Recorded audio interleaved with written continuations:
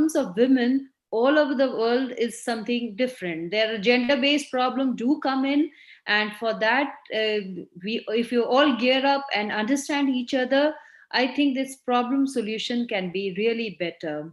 So I really thank my faculty who have done all this exercise, and also the faculty at Muscat who have joined, and it has been really enriching. And I thank the dean, Amar Abdullah, for it, that we had this kind of a MOU, and we have done this kind of lecture series.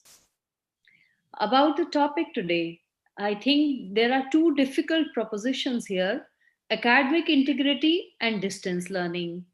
As far as I understand, both these things are really difficult because they are not so easy. Because integrity, academic in bringing academic integrity into teaching as such in the classroom is very difficult.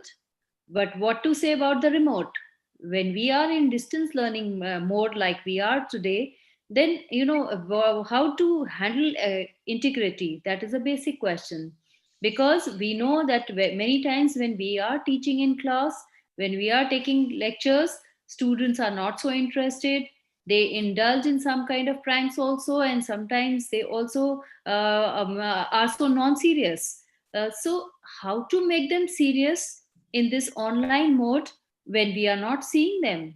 It is a big challenge for us. How to make them more interested, that they listen to us, because as such we know many times that they are not interested, they just put on the things and they don't. But that two-way interaction has to come in, and that is important, I think. And for that, we have to infuse a kind of integrity into the classroom culture. The whole class we are taking online, I think we have to make it more. You can say if we can make it more we can plan a strategy and make them more quantifiable also, and qualitative also, so that both the things are there. That students in large numbers are there. That the class is attached to us, and they listen to us also. And for that, we'll have to do something. First thing is that we have to develop a mental vocabulary amongst them, a moral vocabulary, you can say, where we tell them that how your responsibility is most important thing. That even if it is remote, you are responsible for your own work, and if you are responsible, then naturally you can do better. Then there should be respect for the teachers, because teachers are, as I understand, all over the world working harder. They are working on the presentations also.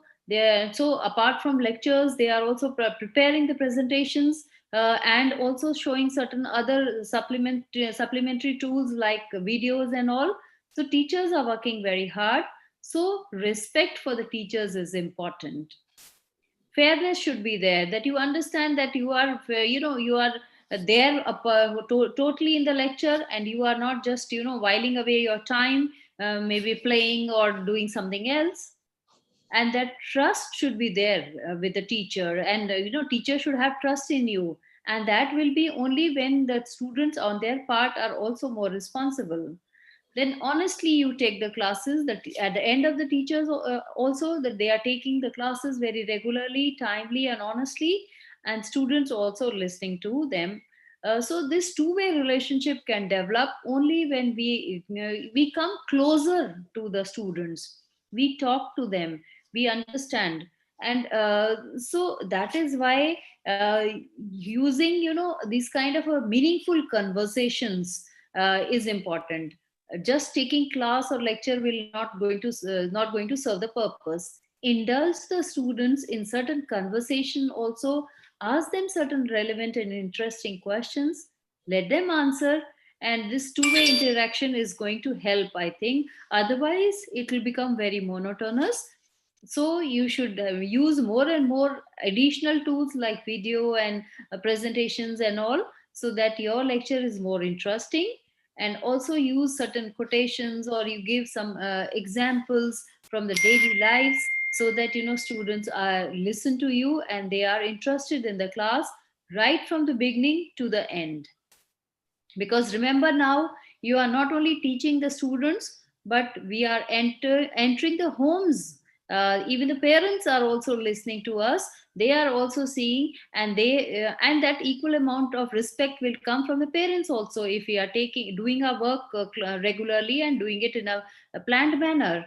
So also then you should also say that, you know, students should have ability to handle the online tools. If the students don't have ability to handle the online tools, give them training.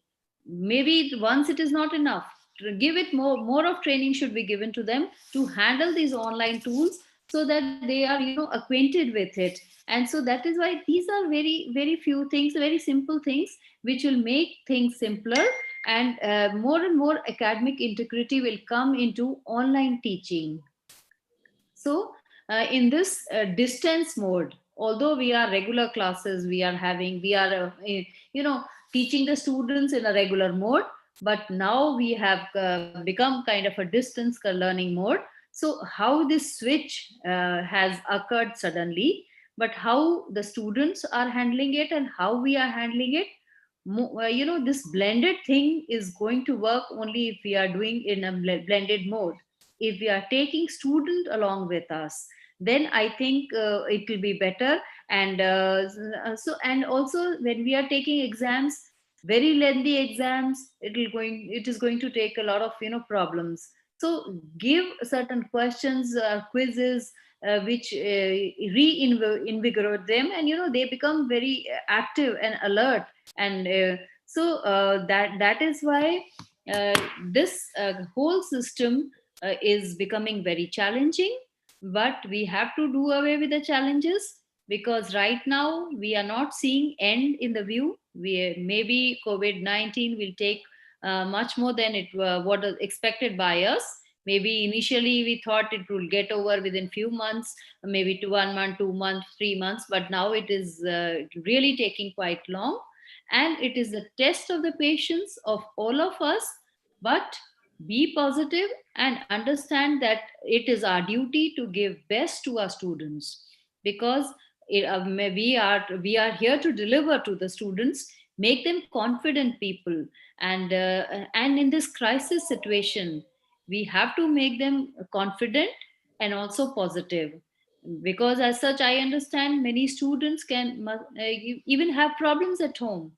They might be COVID positive, or certain financial problems they might have. But give them strength, you know, help them wherever you can. So mentoring in this kind of a situation, crisis situation, is equally important. So these are, I think, simple formula of human relations, which is going to work here much more than in the normal circumstances. And my whole team today, Radhika and all others, are going to enlighten you that how we can bring academic integrity into the whole concept of teaching, online teaching, and a kind of a teaching. Because I understand it is not only important today, but tomorrow also it is going to be important. Because with technology, this blended learning is going to stay. This kind of a, you know, combination of online courses and physical courses, and those kind of a blended learning is going to stay. So we have got ample time to reinvent ourselves. Let us do it in a positive manner and give our best to our students. So I think with this note I end, and thank you very much.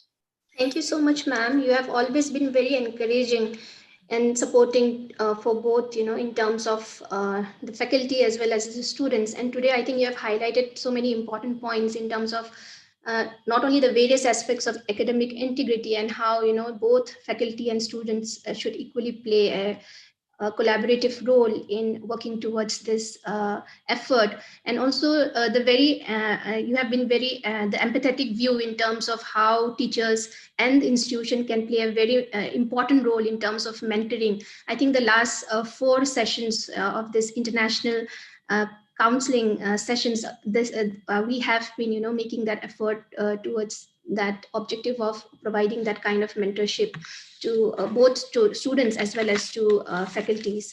So before I invite our eminent resource persons for the session, today the session would be in the form of a panel discussion. and we have three speakers with us. The first speaker of the session is Dr. Radhika Menon. Dr. Menon, she teaches in the Department of Elementary Education at Mata Sundari College, and she has done her MPhil and a PhD in the Sociology of Education, and she has a double masters in economics as well as in education. Ma'am is also a trained developmental therapist, and as part of her research initiative, she has done various researches in the field of educational policy, gender, sustainability, and urban education. Ma'am has published both academic as well as popular writing, and her research writings have been referenced and published in renowned international books, one of them being the Handbook of Urban Education. She is also a reviewer for reputed international journals of education published from UK. Dr. Menon has also has been teaching liberal as well as professional courses at the college, and also has been supervising research scholars at the university.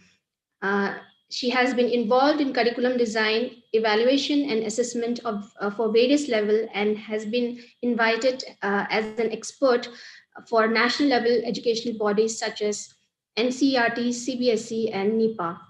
Our second speaker for the day is Dr. Aarti Mathur. Dr. Mathur has joined the college, Mata Sundari College for Women, in the year 2009, and she has over 15 years of teaching experience. Her teaching expertise is in the field of teaching of mathematics. Ma'am was a gold medalist in her Masters of Education from Jamia Millia Islamia, and she was awarded her doctorate in the year 2013. Ma'am has contributed both in academic as well as administrative services, and she has participated in various national and international seminars. I now invite Dr. Radhika Menon to please take over the session. Thank you. Thank you, Manisha Subba. I would also like to introduce Dr. Manisha Subba because I would be inviting her to join the panel. Dr. Subba is working with us in the Department of Elementary Education. She's a historian by training, and her has a master's and her PhD work is in the area of education. She has also published and worked in the area of policy, and I'm glad that she's, besides moderating, she's agreed to join the panel. I would also, at the outset itself, I would like to thank our principal, Professor Harpreet Kaur, who has made no efforts spared to ensure that the integrity of college as far as work, it's, the ethos of learning is flourishing in the college, and she's making all possible efforts for that. And I would like to thank her for it. And this exercise, I understand, is also moving towards this direction of cooperation at an international level and to develop togetherness of shared knowledge. I would like to, I would also like to thank Dr. Amir Al Abdullah of Dean Al Zahra College for Women, who has, who has brought his college together with ours for this exercise. At the outset itself, I would like to thank the IQAC coordinators, Dr. Manisha Mathur and Dr. Lokesh Gupta. And of course, my colleagues who is going to join in the panel, Dr. Mathur and Dr. Subba, who have agreed to take this discussion based on a shared experience. I will be sharing my PPT.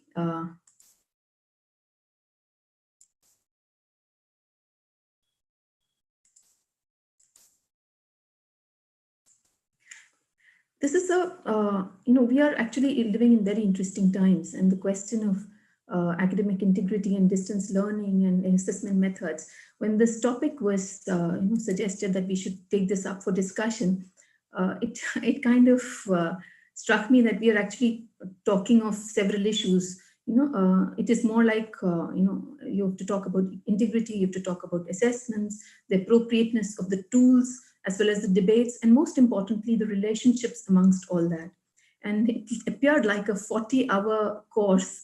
So we are going to try to sum it up, try to compress it, and bring it together into this discussion.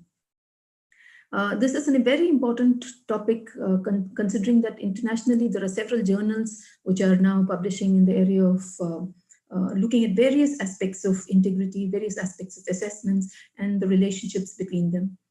Between the three of us, we will touch upon several issues and flag them off for you for further deliberation, because this is a very short session, so we can only touch upon some of those things.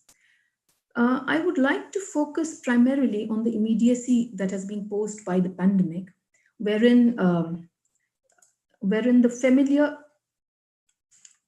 the familiar has become unfamiliar, both in terms of teaching as well as in terms of assessments.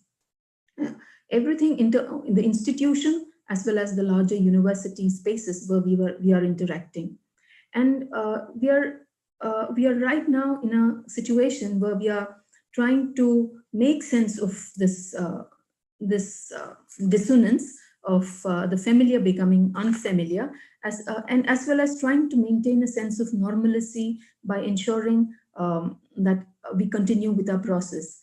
There is a very interesting story of, it was the year 1857, and when this was a very important year for our, at the time of our independence, it's considered as the first war of independence against colonial rule in India. And within Delhi itself, there is this institution where a teacher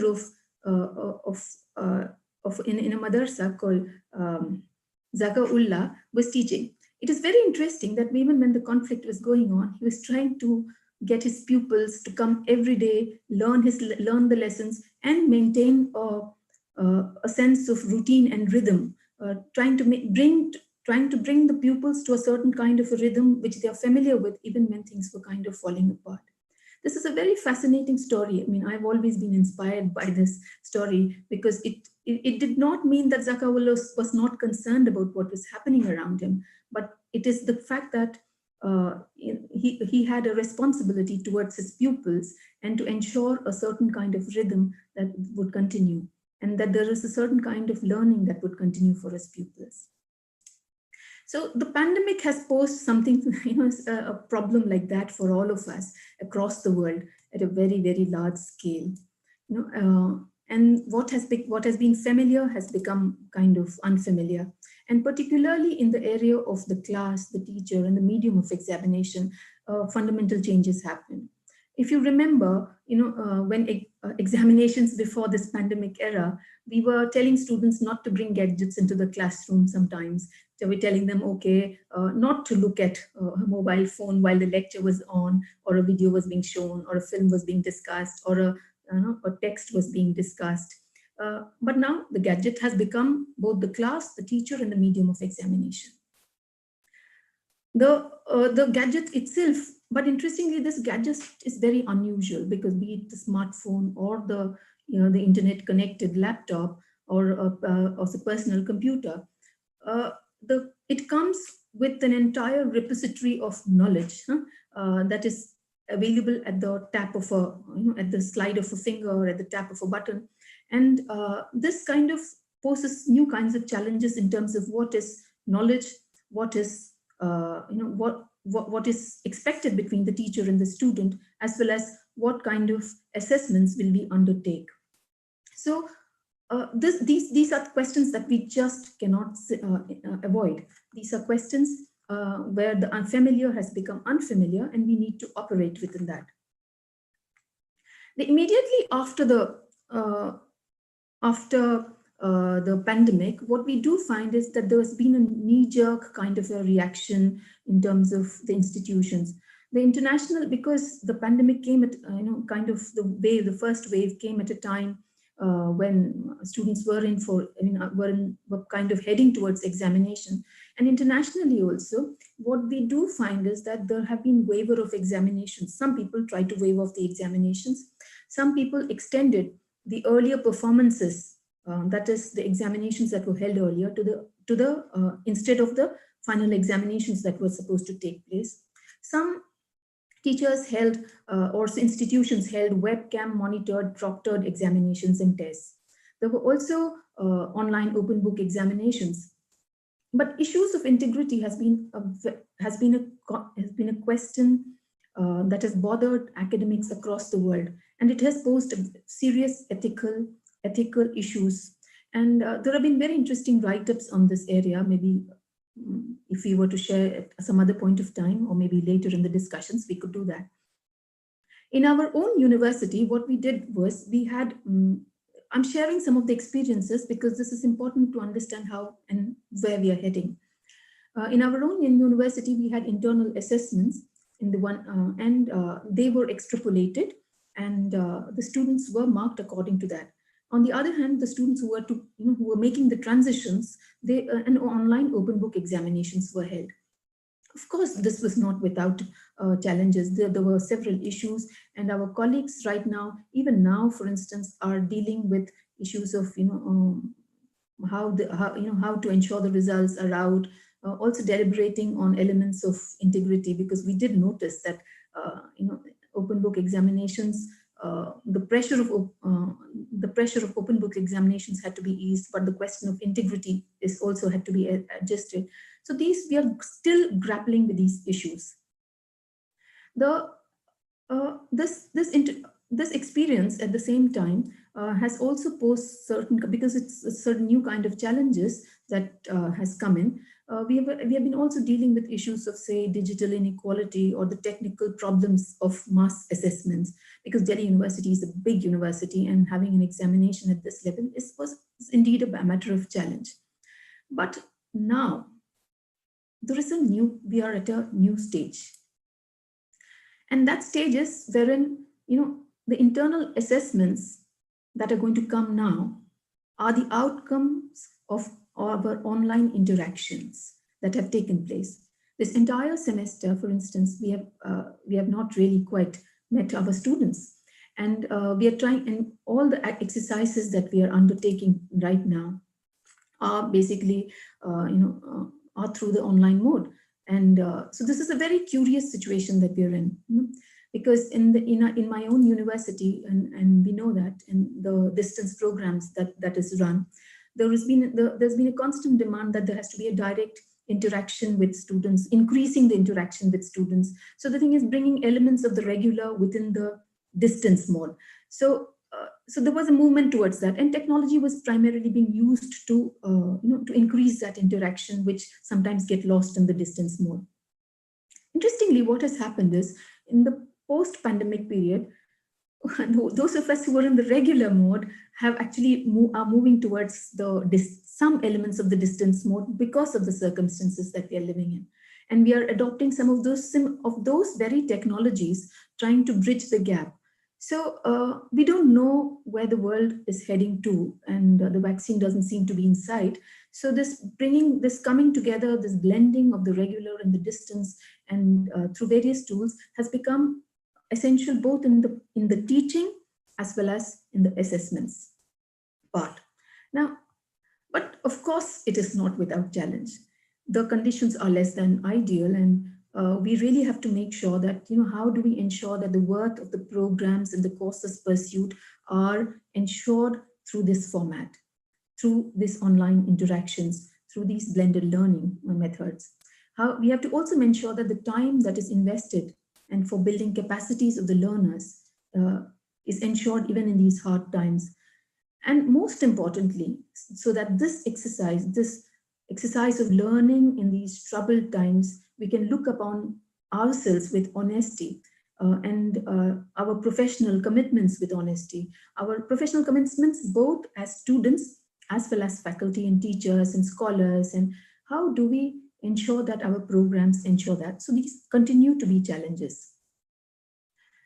But it's not as if academic integrity question is solely the problem of an online mode. Of course, the online mode ensures that there is an access to a vast repository of knowledge which can be which can quickly be accessed, and you can reproduce it within examination. In that examinations, there have been problems of of the assessment itself becoming a means for actually violation. There are some pictures that I've put of very notable, striking cases from across the world. One is from my own country, and the other is from a very high-tech examination cheating plot that got unraveled in Singapore. and which became in a business schools, how contract cheating became part of simulation exercises. There are very interesting studies of that, and it's almost like a criminological assessment of trying to locate how the cheating was done. At the other level, there is this picture that I have posted below of cheating happening at at a primitive level, where the parents are trying to slip in slips of paper to the candidates who are sitting inside.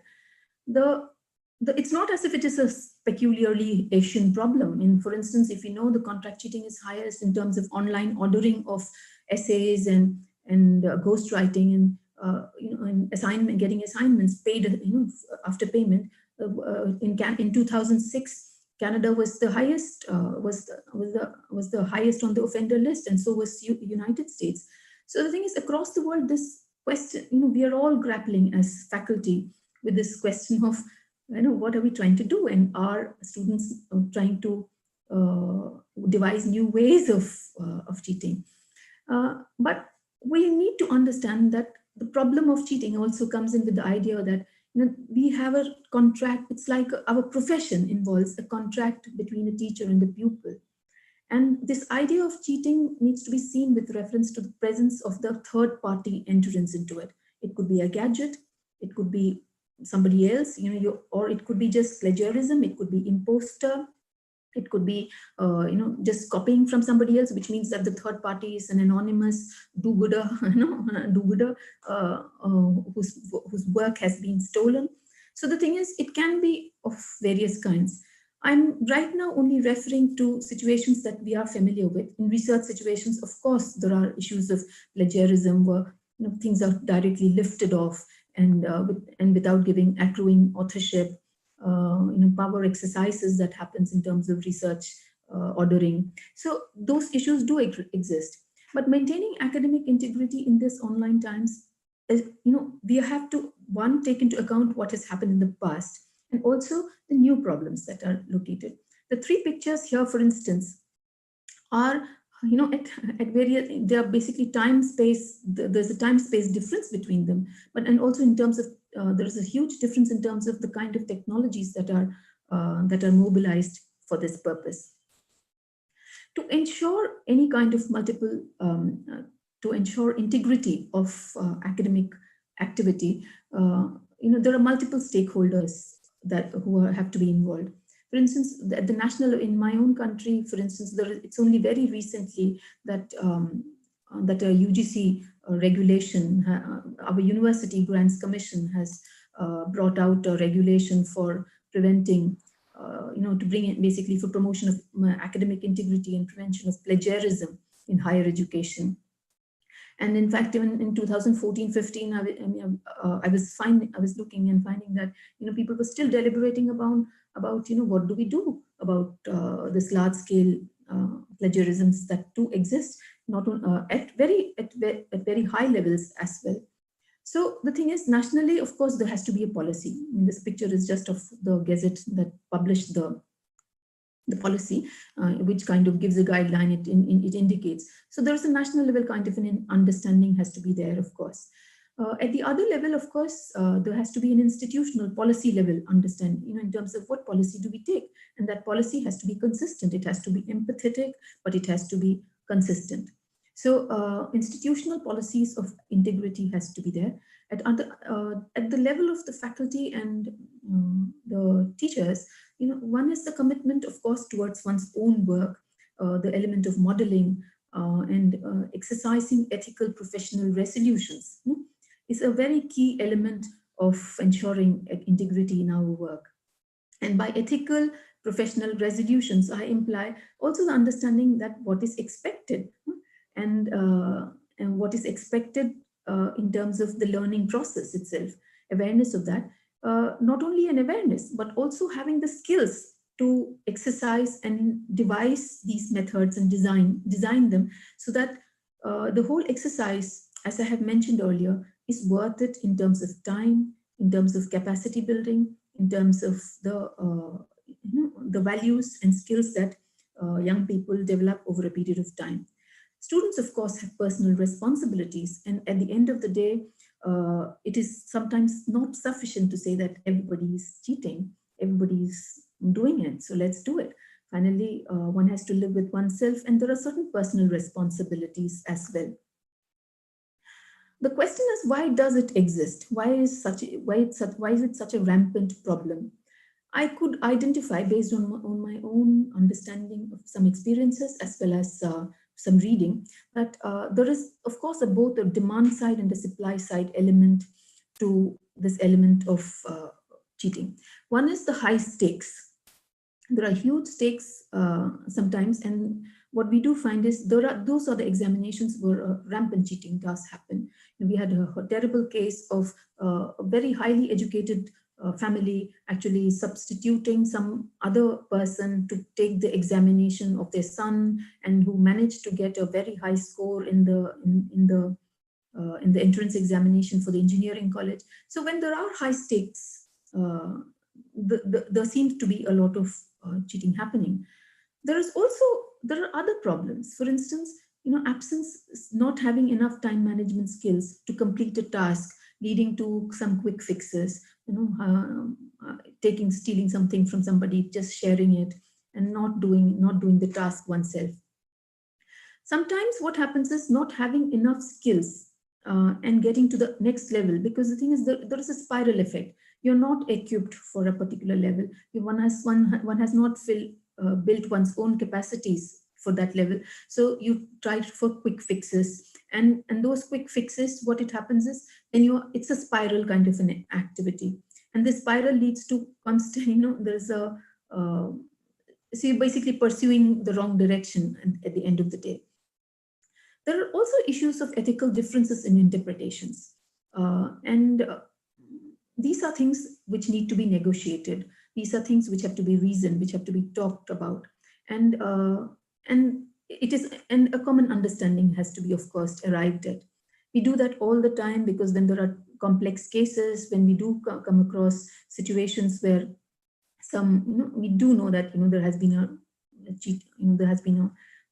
a blatant case of cheating. Somebody has lifted from somebody has taken something else from somebody, and you notice that the essay is just the same. So what do we do? So we do have to negotiate and understand these issues. And sometimes even amongst faculty, we do take different positions, and then we arrive towards a consensus. There is also the problem of not seeing the point of sticking to professional commitments or to personal responsibilities as students. But worse are two cases, which is the case of entitlement. Some people just think that they're entitled to a higher grade because they are privileged, they have access to a certain kind of resources, that they can get away with it. And then, of course, there are some who are just being lazy, don't want to work. So if you notice, even within the demand side, there is a whole range of issues. All of them require a different kind of a treatment.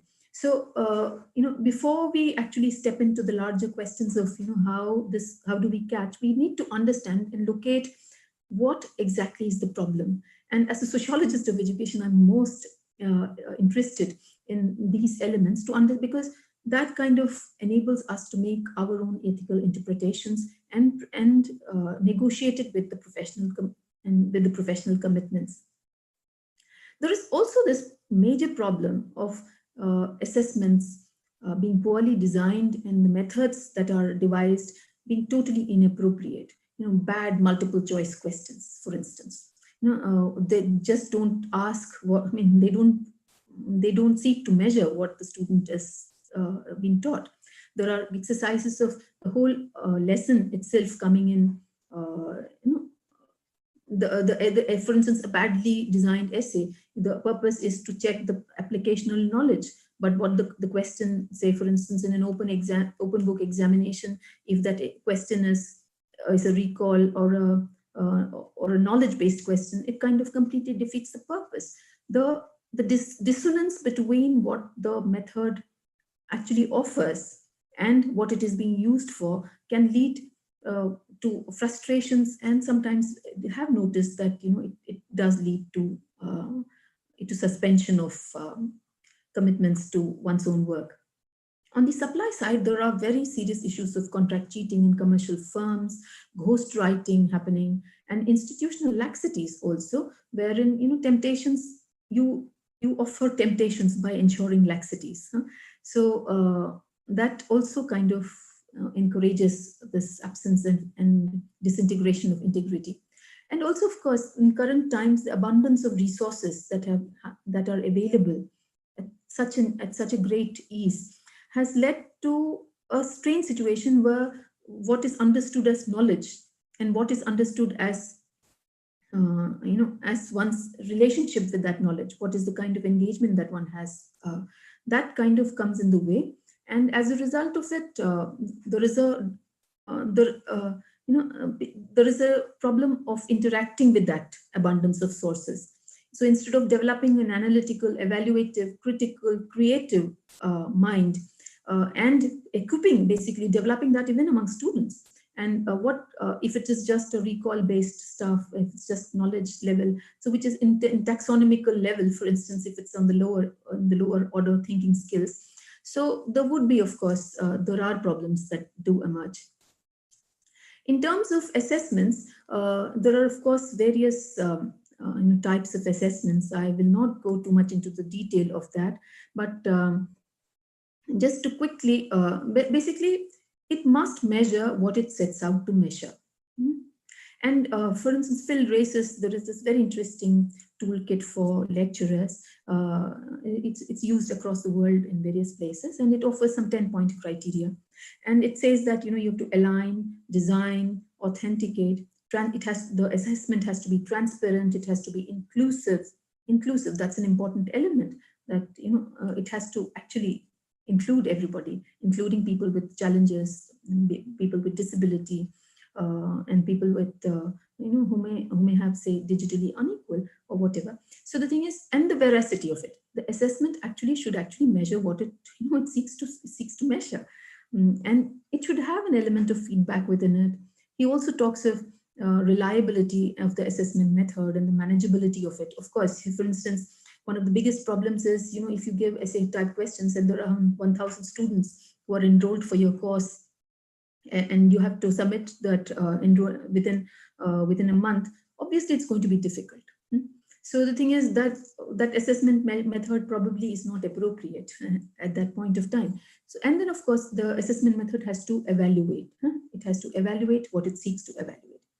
So there are these measures that there, and of course then there are summative assessments, which what we are most familiar with, it happens at the end of the term, where we do look at, say, for instance, if the person has effectively learned what they have been taught, and if there is an over the time retention, and it is also confirming what the person has learned. At the other end, I do see that there are some chat responses. Maybe I'll take them at the end. Thank you for those questions and those points. Then there are, of course, the summative assessments, the formative assessments, which are conceptual and where there is a possibility for not only understanding in terms of relationships with reference to the concepts, but also with reference to others, to oneself. And there is a huge and also in terms of understanding how one is growing. And this, I think, is important, because this is where teaching and assessment and evaluation are coming together. This is a point where there is it's called it's a union of the teaching and the assessment process. And so I am particularly fond of this method of formative assessments, because it kind of enables us to grow together, the student, the teacher. You can see there is a loop of relationships that emerge. And I think in the current circumstances, the formative has become important. And it has become important because there are vast repositories of information. So the teacher is really not the sole authority or who's sitting on that knowledge.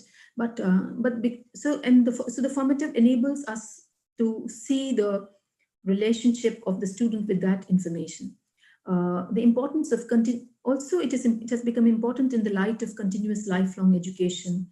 The unpredictability of our current times, for instance, the digital difficulties, have made it necessary that this one examination which can actually make or break your life with high stakes can pose a lot of difficulties. So isn't there a possibility for working out assessment measures that are more continuous in nature, that are more that runs across time, where you can see the growth happening? And the best part is, I think, there is a possibility for inculcating the worth of academic integrity with informative assessments. And I do find that happening, because if they find it exciting, if students find it exciting, they dwell upon it. If they don't find it exciting, they don't dwell upon it. So it's also a loop for the teacher to know where, how to reformulate the ideas, how to re-strategize and teach. And this is applicable not only in offline classes, but in online classes also. This is happening. We are trying and experimenting with this each day.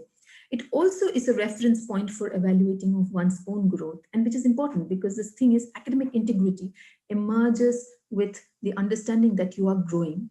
And I don't know yet of any student who doesn't like to grow, who wants to not grow.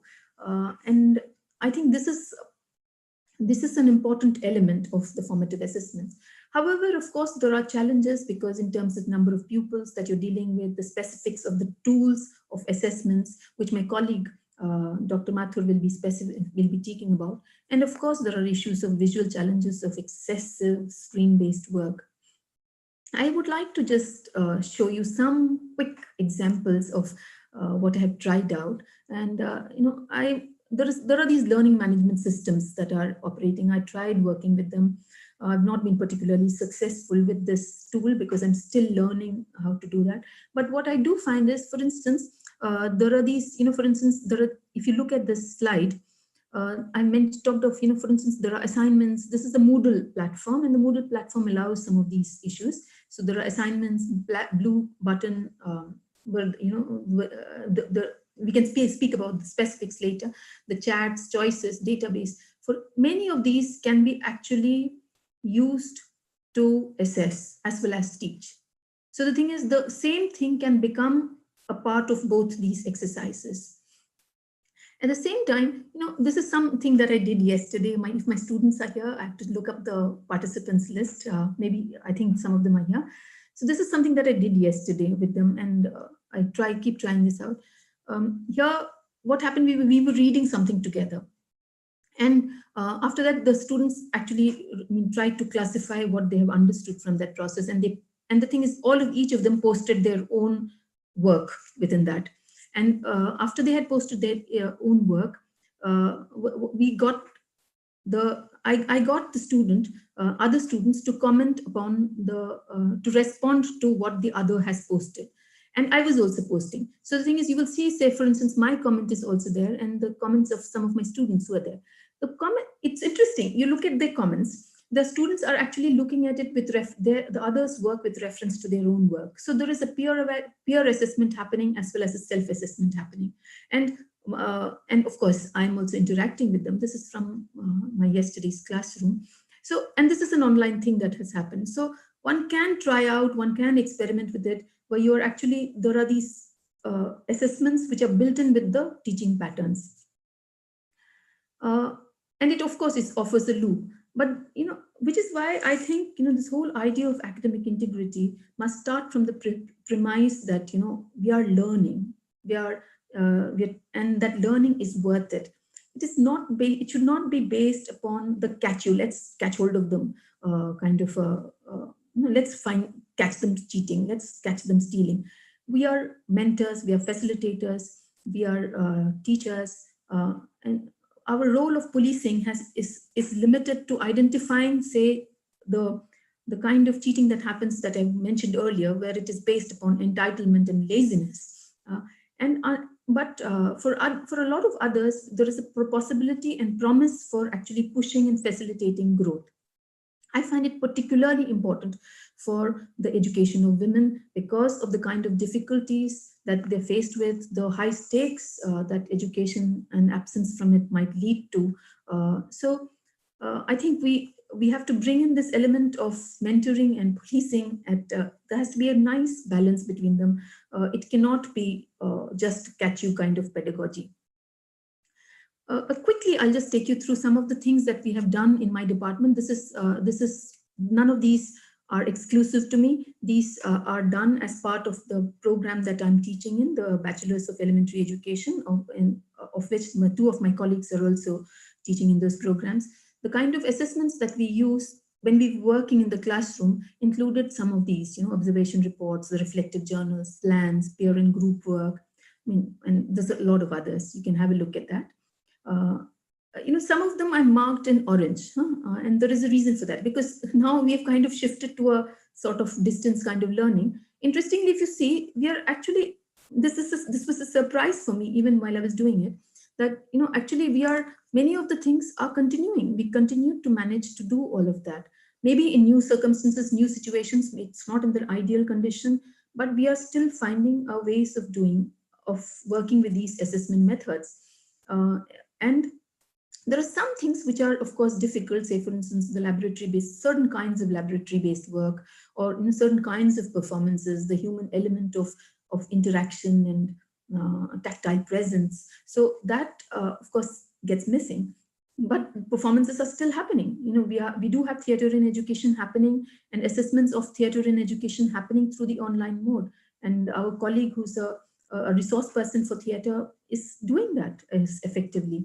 And there are, of course, for instance, yesterday's session, there was this discussion on internship happening, and the difference being that now it's an online classroom, it's not a real classroom that is happening. And occasionally, when things are not working in certain circumstances because of various factors, then we came up with this idea of simulations that we are trying to pursue. All of it is, of course, work in progress. We are still learning. We are still figuring out how these assessments work, what is the worth of it, how it is going to be effective.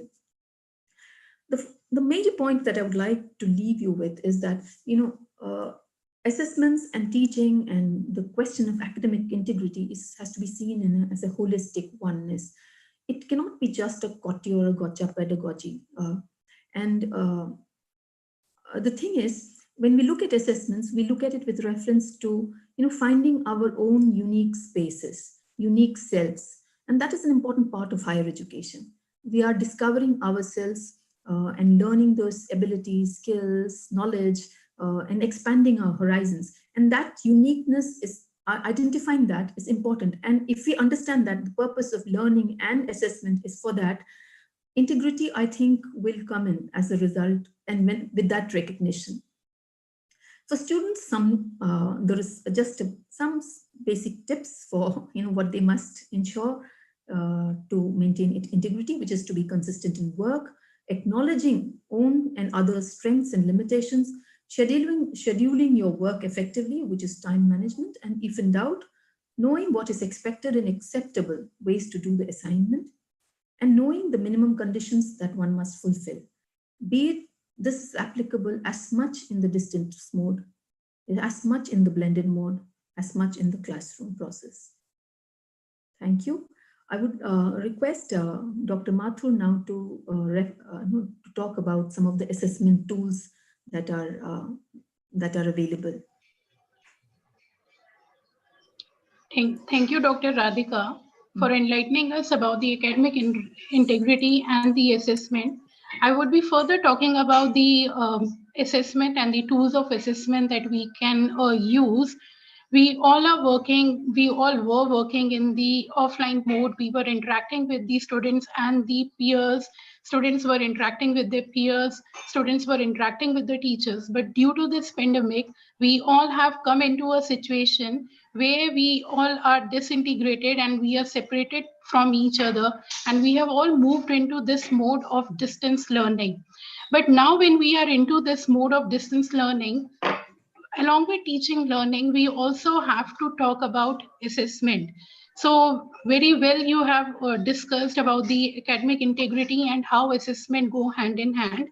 I would like to start my presentation with the quote that nothing that we do to or for our students is more important than our assessment of their work and the feedback we give them on it. So it is the responsibility of the teacher to give a proper feedback to their learners so that they feel motivated to work upon, so that they feel motivated to stay and learn the concepts that they are dealing with. So, what really assessment is? Assessment, as you have discussed, is the process of gathering information on what students know based on their educational experience. Assessment results are typically used to identify areas for improvement and ensure that course content meets learning needs. Now, when we talk about learning needs, this gives us the essence of why we need to assess. And that is what Dr. Radhika has also discussed, that we need to understand that why we are assessing our learners. That is the key point of the teacher. As a faculty, we need to understand that why we need to assess our learners. So with the need to assess our learners come the process of learners. How the process of assessment. The process of assessment should be very mindfully say taken up by the teacher to evaluate learners. The best method will vary based on the learning needs and objectives of the content. For example, as you have talked about the online quiz and say open book examinations that we are having in our university, we need to understand the needs and the objectives with which we need to carry them. So if we talk about say quiz are basically they would perfectly match if the goal is to measure the knowledge gains quickly. If I want to know how much my learners have understood the concept that I'm delivering them, it would be good for me that I prepare a quiz and I give my learners the quiz. I can give them some points, some rankings according to the answers that they provide. But if I want to say talk about their interview skills, or if I want to give them a dialogue, so say if they are into the teacher education program, we need to have a proper simulation of the classroom structure. Or to if I want to assess their writing skills, definitely then I have to give them the essay type questions. Now this raises us to the next part of the next slide please. The next part, that is the assessment tool. Now the how the teacher should decide upon the assessment tool. So the purpose of the assessment tool should be such that the teacher should ask themselves, which tool should I use which is effectively and efficiently support the chosen assessment method. What I want to assess should be properly assessed through the tool that I am choosing. One should pay particular attention to the language, the literacy, and the numeracy skill level of the learners and the requirements of the units of the competency when we design any assessment tool. So that would answer many queries here, that how we should decide upon the assessment tool. The tool is key here, that we should look into the objectives of why we are teaching, what we really need to assess, how much time we have, and then one should decide upon the assessment tool. I would like to talk about various different online tools that we can use for assessment. The first one being the online quiz. Now, the quizzes are something that we all have, say, enjoyed in our classrooms, in our regular classroom structures also. So quizzes are traditional assessment tool and they can be very well used in this online mode also. Plus, when paired with technology, they can excellently engage student learning. Quiz questions can take a number of forms, say for example of multiple choice, fill in the blanks, hotspots, and so on. One benefits out of quizzes is that they are short and easy to assess. They are direct questions. You give them choices or you give them fill in the blanks, and the learner have to immediately fill in the answer there. Another is that the question and order that you give, options can be randomized. That is, to each student, quiz can be unique. So you can give different questions to different learners, and this is how we can provide unique quiz to our learners. Online quizzes are ideal for measuring learning results across a wide audience. So I can give a quiz to a particular group. So we generally do provide our learners quizzes in our tutorial groups. Now, since each student takes the same test, one is able to compare and contrast results across different classes if we want to expand through to different colleges or schools or different communities also. So what tools that can be used for the quiz are like the Nearpod or the Padlet or can I move on to the next slide? The Padlet, the hotspot or the Google Forms or the survey, any place are some examples which really provide us with certain online quizzes. The next type of, next slide please, the next type of online assessment tool that one can use is the open-ended essay type questions. Now here the individual, the teacher uh, can provide with qualitative assessment methods here. They prompt learners to explore through their thoughts, through their feelings, opinions, while testing their overall comprehension of a topic. So this type of question encourages critical thinking and is best suited for evaluating higher level learning. So these are more of descriptive answers are required here. Essay questions require a longer time for learners to think, to organize and compose their answers.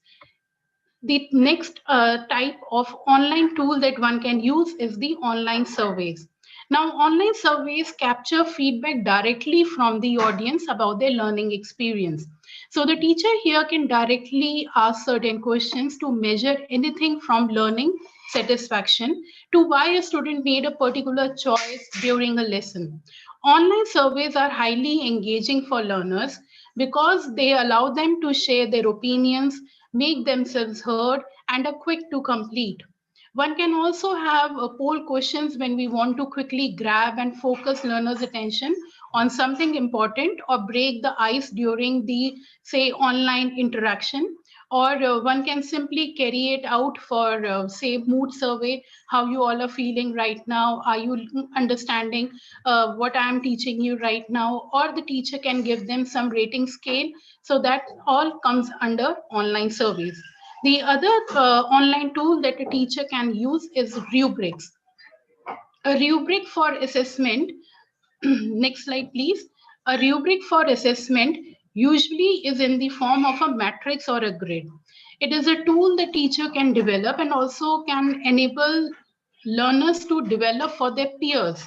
So since they are not meeting each other right now, they are at distance to each other.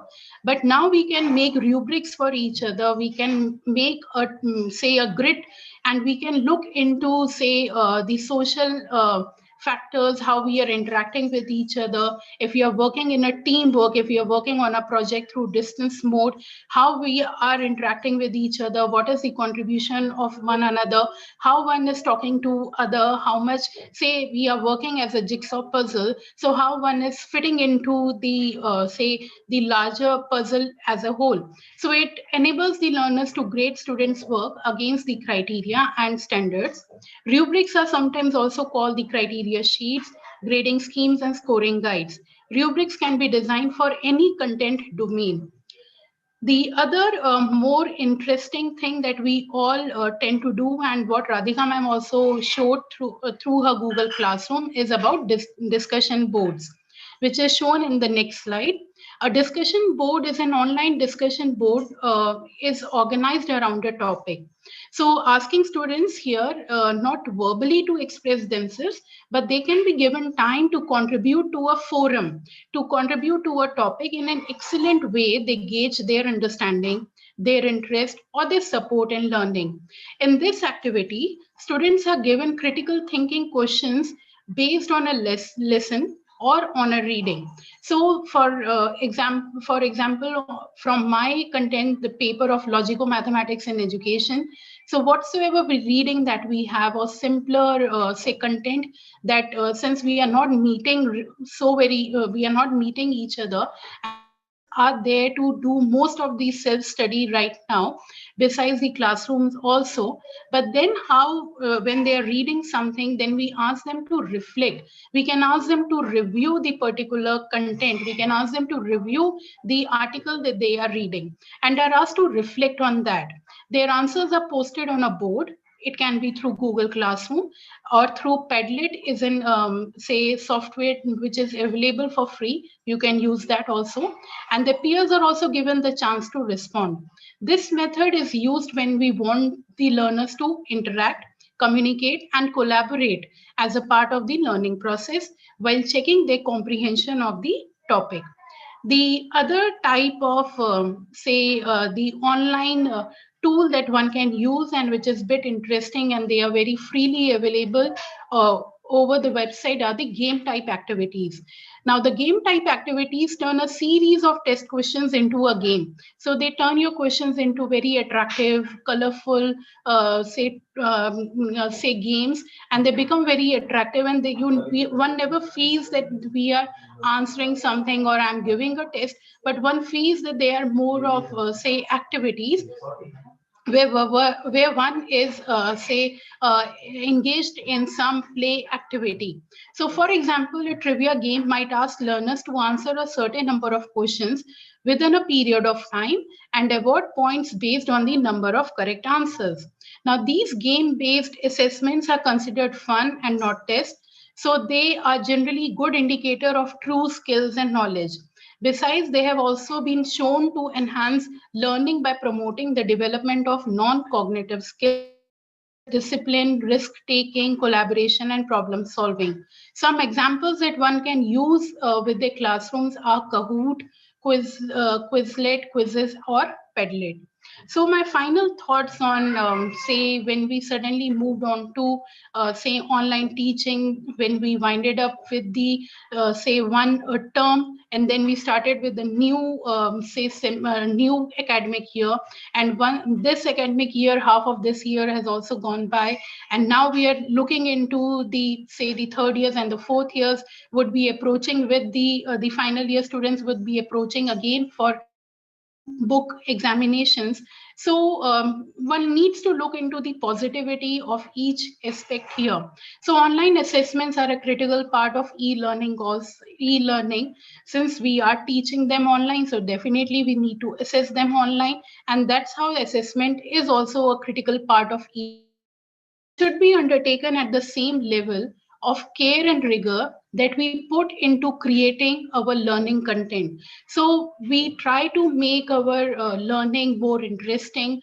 We try to show them videos. Yesterday, Dr. Ravneet has discussed and elaborated how we are looking into practicums. She also talked about how we are also looking into making theories more, theoretical classes more attractive and, say, more comfortable for our learners.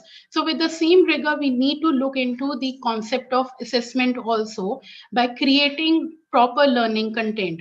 So one should not feel that we haven't been properly trained or we are short of training or something. The good news is that there are lots of ample free programming available online and one can easily use them. Also on YouTube, there are tutorials where one can sit and learn how to use these e-resources for online assessment, and one can choose the way to assess student learning and related tool to align the needs and the result that we want to achieve. So what we need is the need of the hour is to align our objectives, is the need to align the need why we are assessing. We need to understand, we need to also look into the we need to be empathetical towards our learners also, in what conditions they are learning. We need to understand also, understand that, and then judiciously decide the proper assessment tool for the learners. Thank you. Thank you, Dr. Mathur. I think Asma, who's put a chat, whose question has also been answered in this process, that essays are not the only ways of asking questions to students and assessments. There are many other ways, and some of it Dr. Mathur has highlighted in front of you today in the presentation. I would like to now invite Dr. Manisha Subba to, there was this question by Dr. Ibrahim on, how do we ensure integrity? Now, integrity, of course, we've already had a discussion on, for instance, what are the issues of integrity? One is the self, there is one aspect of self-actualization, realizing the worth of learning itself. That's a gradual process which can be built in with the formative assessment methods.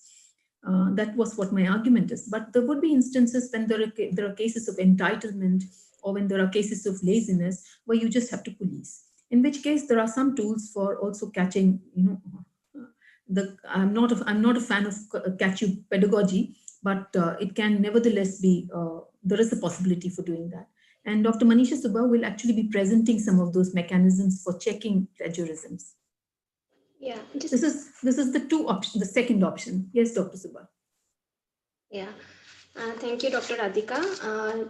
In continuing the discussion on academic integrity, which the previous two speakers have, spoken of in great detail, I would be focusing on the monitoring mechanisms that are available to check plagiarism, basically.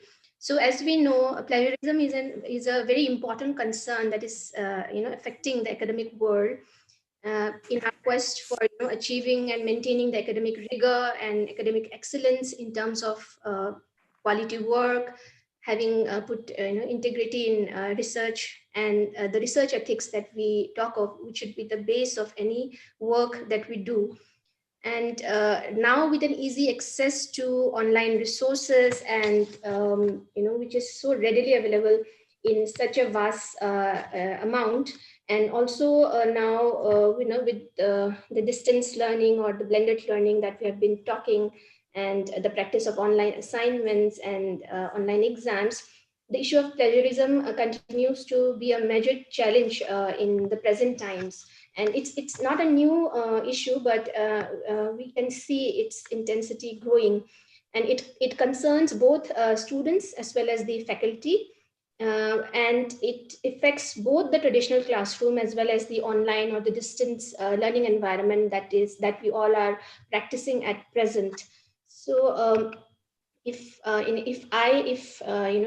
defining plagiarism, plagiarism is defined as the intentional appropriation of somebody else's original work, idea, writing, data, and presenting it as our own. There are many definitions that are there, like the many readings on it. So this is one of the many definition. So it is not that the work is that the process is always intentional. Sometimes students and faculty alike, we may not, it may not be done, or they may not be aware as to the issue of plagiarism. What is it, or what are its types, and how much of a serious offense it is, and it may result in debarring of degrees and positions. And we have seen that happened in the past few years. So I think it is the obligation and of every institution that we should work towards awareness building of this very important and serious issue. As teachers, if we have to look into the initial signs in terms of detecting sort of plagiarism in our students' work, especially if it's been submitted through soft copy, then it can be through or otherwise also if it is done through handwritten work as well.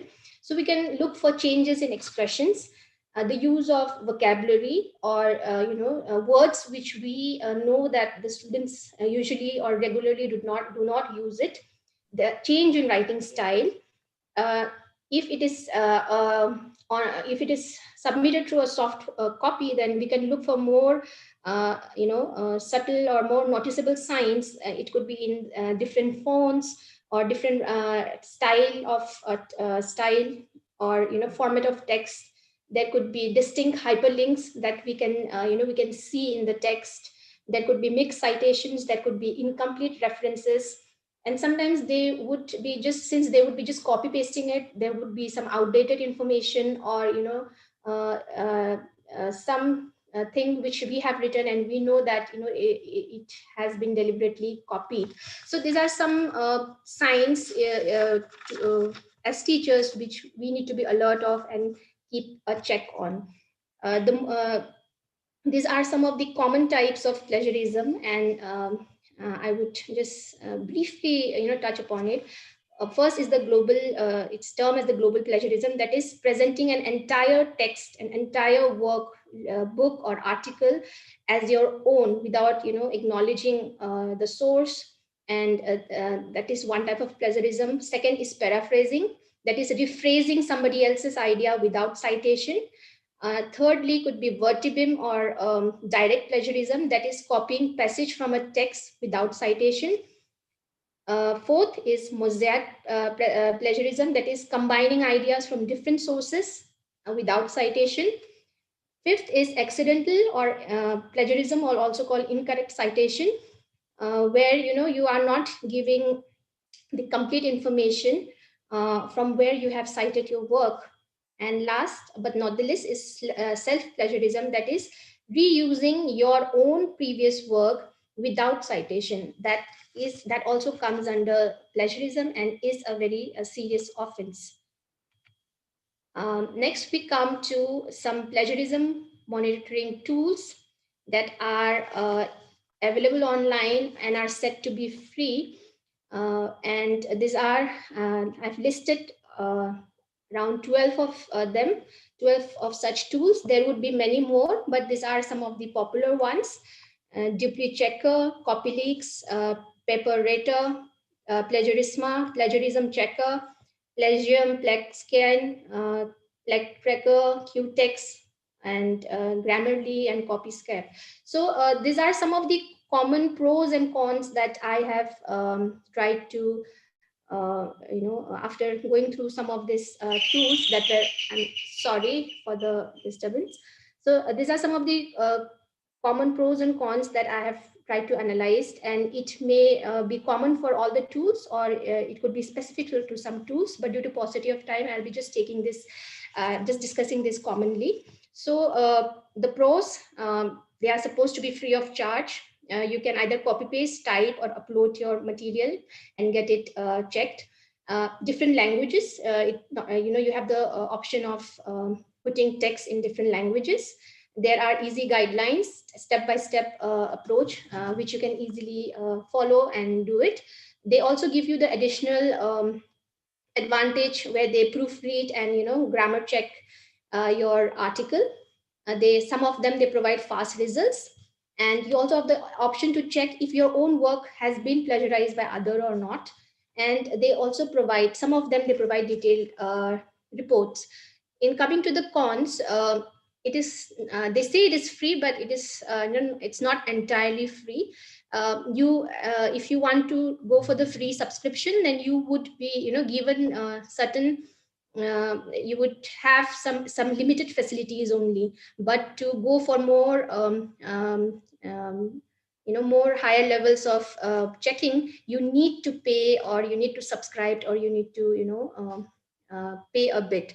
So you might, some of them, they might ask you to sign up and register. They provide you some limited features. There are restrictions on how many number of pages maybe you can check for the first 10 pages or the first 20 pages only, and not more than that. There are limitation in how many number of papers you can get checked per day. You would get more facilities after payment. Maybe some of them, they are supported by a couple of browsers only, not all browsers.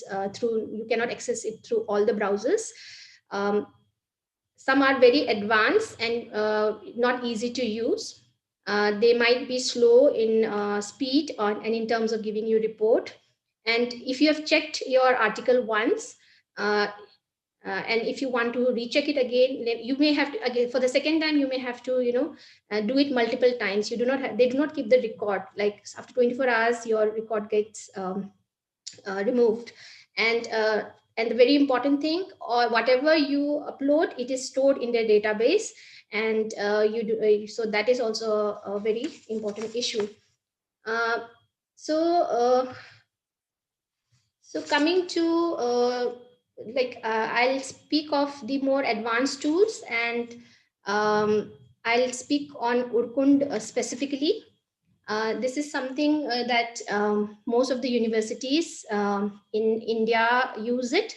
So Urkund is one of the many effective tools to check originality of your work, to detect, prevent, and handle plagiarism. And it provides with a very comprehensive analysis report. And the analysis is done citing a variety of sources, the internet, all the published materials that are there on available online, and also all the previously submitted materials by students. So it has been claimed that it is used over almost more than 70 countries. And if we talk of India specifically, the Information and Library Network Center has signed MOUs with various Indian universities, but not all the universities. The last data that I read of, I think almost 400 universities only had signed the MOUs, and these universities have access to this tool. As of now, in these universities, only the MPhil and the PhD and the master at the master's levels, also the MEd like the master's dissertations and MPhil and the PhD thesis has to go this compulsory process of getting this running your work through the Urkund software, and only when you have been certified that it is original work, then then you can be considered for submission. Besides Urkund, we also have other tools like Turnitin and many more. But since I am more aware of, and I have seen the use of Urkund, so I only focused on it.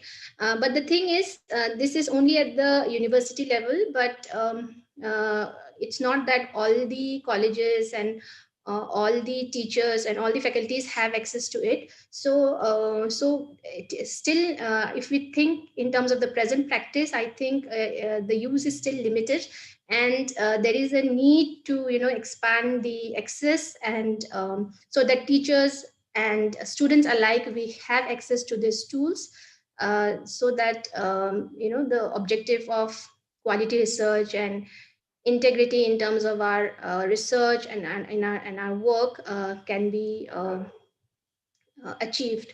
So I had this much to speak, and yeah, so I would request thank you, Radhika Manisha. ma'am to take up the questions.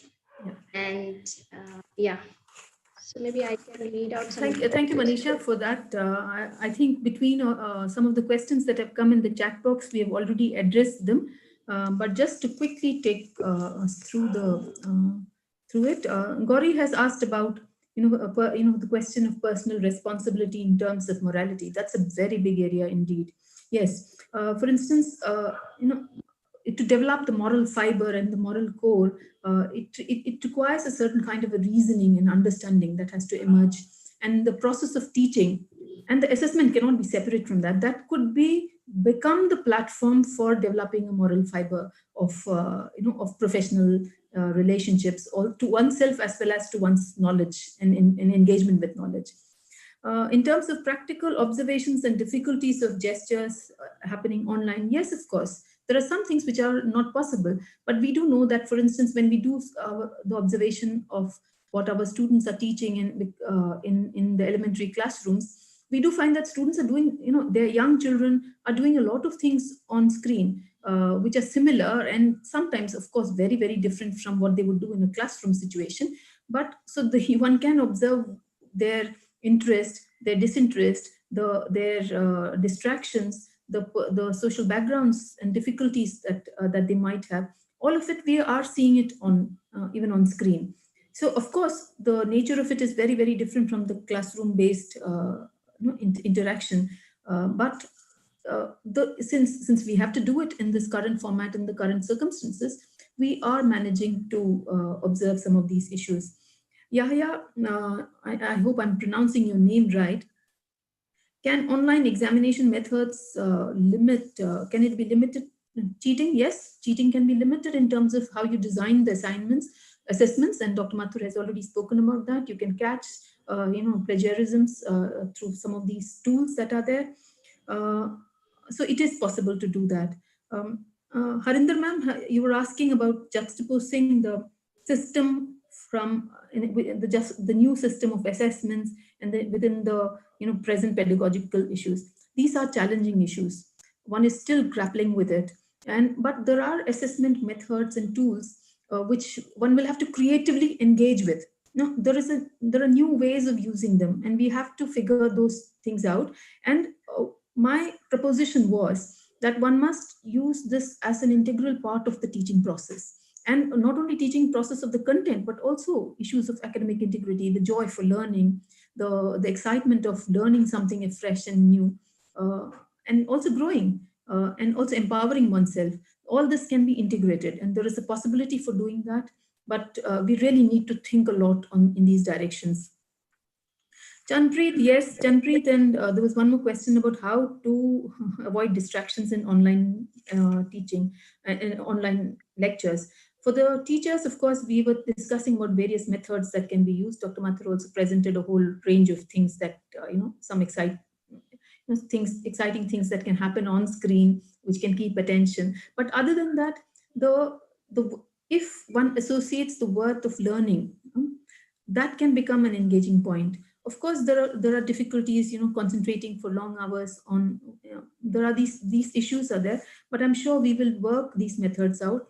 And as far as concentrating is concerned, I think if one relates it, one tries to apply one's learning in one's circumstances in life, that itself is a motivating factor. And I think one must try to do that even as students. Asma, what about the teachers who focus on essays? I think we need to equip our teachers with a variety of methods that are possible in terms of assessments. And there is a whole range of methods. There's a whole variety. I mean, some of which I have also shown to you in terms of what we are already using in our own program. And there is a possibility of trying those things out. Dr. Mathur also had presented a list of tools that can be used. So they're not necessarily essays. As far as the teacher's predisposition to essays are concerned, they can, one would have to, once they explore, once they are familiar, once they have figured out that a particular, you can measure something in various ways, people will try out various assessment measures. There is this question of Rupa Kurup about photos of our own work, photos using pictures. Of course, there are some issues of that, but I mean, in terms of student learning, student assignments, the work, we can share it within the classroom. It's the sanctity of the classroom that we keep in a real classroom. That sanctity we must also keep within the online classroom. However, we do not know how how this data is going to be used by companies which control data. That is a future worry, and those are things that people are deliberating about and are worried about. But in terms of for the teachers, the students' work, and if students are sharing photographs of their own work, I think, and other students are respecting that, I think there is a moral lesson even in that sharing that is happening. And if it becomes part of a teaching process, I think that's an opportunity to learn. The integrity of online education, Dr. Ibrahim, I think that has been addressed. Dr. Kusnuda has asked about saving. Don't students save time by simply copying? Yes, that's exactly what I said. There are different kinds of demands for cheating, and one of it is laziness. And the thing is, so there are different measures for handling laziness, and there are different measures for handling, lack of skills that leads to cheating. And so the thing is, one has to understand the context within which it happens and take a measured stance on that. I think there are many questions which are coming in, and thank you very much for this interest that you've exhibited. Dr. Ibrahim also asked about what type of questions that you think are better used for online examination, multiple choice questions. So that is a very long area because there are a lot of issues about how multiple choice questions must be made.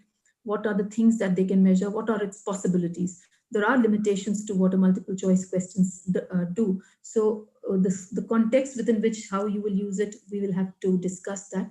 Maybe there are a lot more things, the specifics of each of the tools we can discuss maybe at some other point of time if required. I think we have actually exceeded and crossed all possible time that has been defined for us. Thank you very much for bearing with us. I would request Yes, ma'am. Just take it over. Dr. Yeah, Arti I'll before I invite Aarti, Dr. Aarti Mathur. I think this session has been. I feel it is. It has led to so many questions. So I think that itself is a very important step forward. So I think after this session, people would go out and explore more in terms of the various issues that have been discussed. Before I invite Dr. Mathur, I would just want to remind the participants that the link for the feedback form has been shared on the chat. So after the session, please don't forget to fill the feedback form. Now I would want to invite Dr. Aarti Mathur. Manisha एक minute photograph के लिए भी invite कर लीजिए, एक बार video on करा लीजिए सभी का. अच्छा, पहले फोटो सर. हाँ, फोटोग्राफ करा लीजिए एक बार, फिर बाद में लोग चलेंगे. Okay, I request all the participants to switch on their videos. We would be taking a group photograph.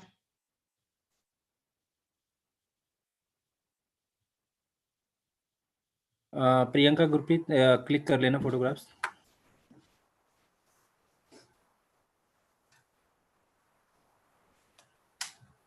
Priyanka ma'am, please let me know when you are done. Thank you.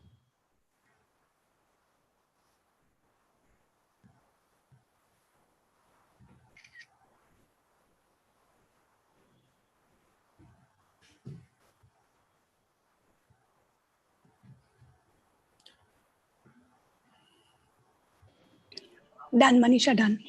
Okay, thank you.